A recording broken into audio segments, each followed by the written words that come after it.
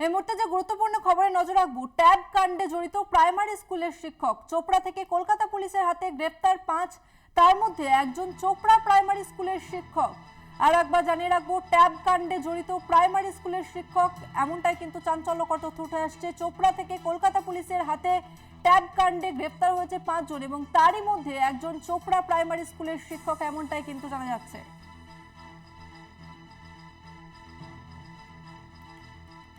Tab কাণ্ডে জড়িত primary স্কুলের শিক্ষক চোপড়া থেকে কলকাতা পুলিশের হাতে গ্রেপ্তার 5, তার মধ্যে একজন চোপড়া প্রাইমারি স্কুলের শিক্ষক।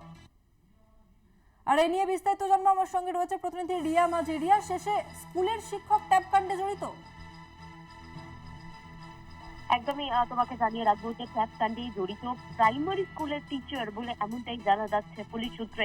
ইতিমধ্যেই চোপড়া থেকে গ্রেপ্তার করা হয়েছে 3 জনকে এবং সেই 3 জনের মধ্যে একজন প্রাইমারি স্কুলের টিচার বলে এমনটাই জানা যাচ্ছে। তবে ট্যাব কাণ্ডের এই মুহূর্তে এটা কিন্তু বড় আপডেট, কারণ হচ্ছে যে স্কুল লেভেলের কেউ যুক্ত থাকতে পারে বলে এমনটাই কিন্তু বারংবার ইঙ্গিত পুলিশের তরফ থেকে, সে রাজ্য পুলিশ বা কলকাতা পুলিশের তরফ থেকে। কারণ বারবার যেটা বলা হচ্ছিল যে স্কুল লেভেলের থেকে যখন এই সমস্ত ডেটা আপলোড করা হয়, সেই ডেটা কিন্তু স্কুল লেভেলে যারা আপলোড করে তারপরে কিন্তু সেটা লক হয়ে যায়, তারপরে সেটা এসআই এবং তারপরে সেটা ডিআই এর কাছে যায় এবং চূড়ান্ত ভাবে সেটা বিকাশ ভবনে যায়। কিন্তু এই যে প্রথম যে স্কুল লেভেল থেকে যারা এই ডেটা আপলোড করে, তারপরেই কিন্তু জিনিসটা লক হয়ে যায় এবং এডিট করা বা আপলোড করা এই অ্যাক্সেসটা শুধুমাত্রই স্কুল লেভেলে যারা থাকে তাদের হাতে থাকে।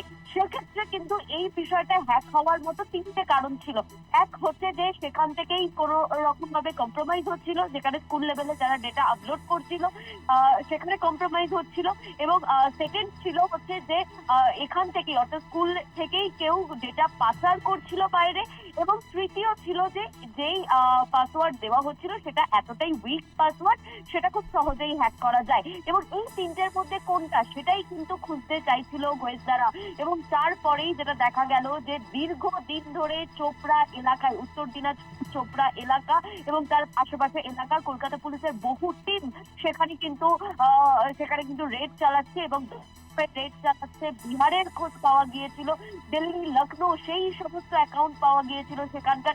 এই সব মিলিয়ে কিন্তু যেটা প্রধান নজর ছিল গোয়েন্দাদের, যে এর সোর্সটা কোথা থেকে পুরো বিষয়টা যে হচ্ছে, যে কম্প্রোমাইজ হচ্ছে নাকি সত্যি কোনো হ্যাকিং হয়েছে, এবং সেই হ্যাকিং যদি হয়ে থাকে সেটা সাইবার হ্যাকিং নাকি ম্যানুয়াল হ্যাকিং, এই বিষয়টা খোঁজার চেষ্টা করছিল। কিন্তু ইতিমধ্যেই যেটা দেখা যাচ্ছে যে প্রাইমারি স্কুলের টিচার জড়িত আছে এই ঘটনাতে।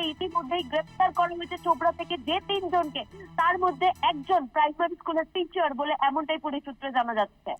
ধন্যবাদ তোমাকে রিয়া। আমরা কথা বললাম প্রতিনিধি রিয়া মাঝির সঙ্গে।